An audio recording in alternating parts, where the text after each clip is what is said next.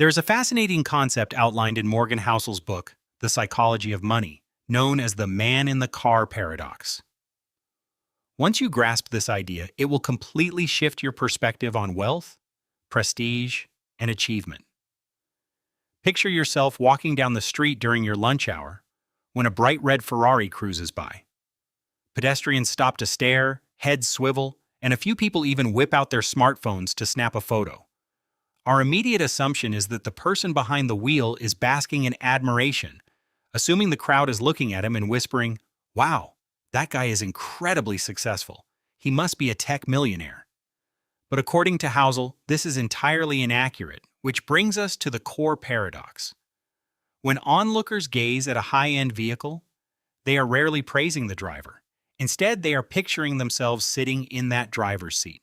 They are envisioning how incredible they would feel driving it, how wealthy they would appear, and the massive amount of attention they would receive. The awe is actually aimed at the fantasy the car represents, completely ignoring the person who actually owns it. And this profound realization explains a massive part of our daily behavior. The majority of us spend our cash to gain respect, external validation, or a higher social standing. We purchase luxury items believing they will change how the world views us. In reality, though, nearly everyone is entirely preoccupied with themselves.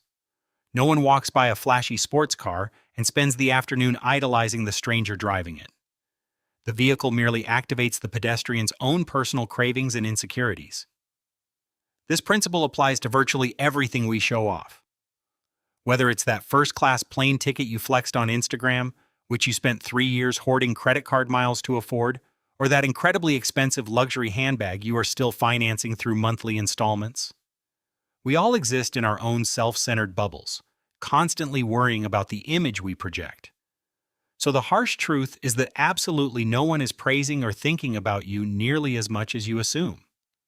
In the realm of psychology, this phenomenon is called the spotlight effect. Believing this imaginary spotlight is on us pushes us to make choices and buy products we don't genuinely care about.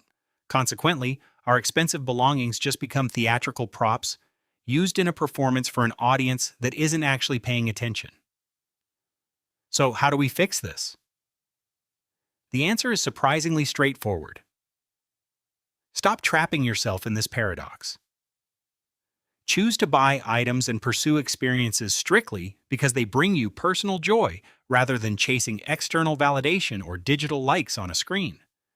This doesn't mean you have to give up your worldly possessions and become the monk who sold his Ferrari, but rather, you can be the monk who simply enjoys driving one.